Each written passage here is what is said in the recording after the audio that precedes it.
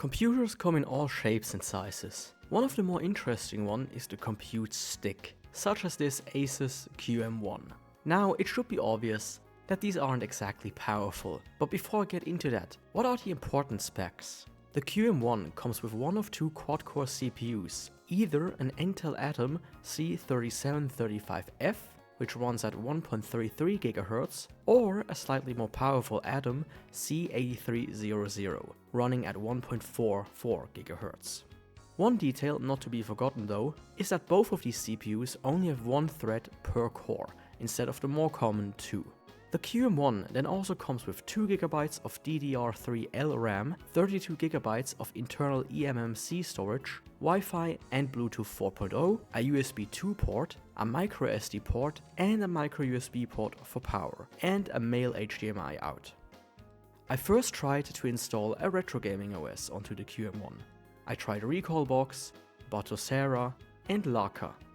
Of the three, I was able to boot all of them from a USB stick, but only could successfully install Laka. This was not the worst outcome however, since the other two seemed to be a bit heavy on the system anyways.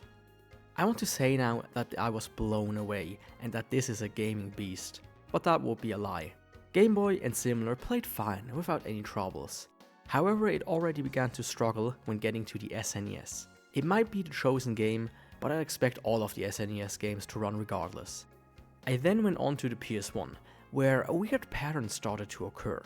The game seemed to run fine, but like a sine wave, it slows down, goes back to normal, slows down, back to normal, and this repeats over and over and over again. This also happens in all other consoles I tried. The Dreamcast was less noticeable. Tekken 5 on the PSP had longer fast and shorter slow sections, and Ratchet & Clank Size Matters had in general a faster switching.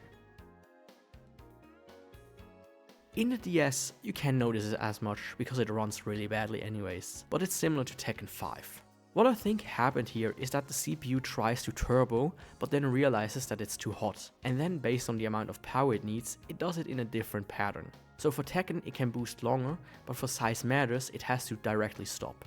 PCs like this are however not made for gaming, maybe some older stuff, but nothing remotely modern. These are actually used for kiosks, digital signing, etc. To get closer to that, I tried to install a server OS, and after some failures I managed to get Fedora server working.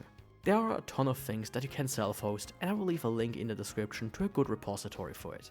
I myself chose 3 services to try out: Glance, Koillection and Jellyfin. Glance is a simple customizable dashboard, which works pretty well on a low-powered machine like this. It seems to have some problem with the weather widget, but this could also be user error. Another service I tested out is Koillection, which adds a database into the fray, and this works great as well. I had no problem adding some test collections like a few of my pins. So for simple services, this device is not bad, but I wanted to try to push it a little bit more. This is where Jellyfin and an SD card comes in. Jellyfin is like a self-hosted Netflix where you can stream all your media from, that you own of course. Music works perfectly, they load quite quickly and play without any problems. That being said, video is of course the main attraction here. First we have Big Buck Bunny at 4K in H.264. It takes a second to load, but from then on it plays perfectly without any stutters. I honestly did not expect that, and as long as you stick to H.264 it will be a good little Jellyfin box. Once you go over something like H.265 aka Havoc, you will have problems right out the gate. It takes forever to load, and once you're in it stutters like crazy. Sometimes it seems like it almost catches itself only for it to continue, so space saving codecs are a bust. One problem you can run into quite quickly if you add more services is running out of RAM. I have those 3 services running and I'm at 1 out of 2 GB. I also wouldn't recommend using multiple services at once, like multiple Jellyfin streams, otherwise you'll bog down to CPU too much. Now, would I recommend you to go out and buy one of these? Well, not really, since these kinds of PCs are mostly dead anyways. I did see however that there is one that is a little larger with the N100 in it, so I might actually try that one out in the future. With that being said, if you can get one for say less than 25 bucks, it might be a fun device to play around with.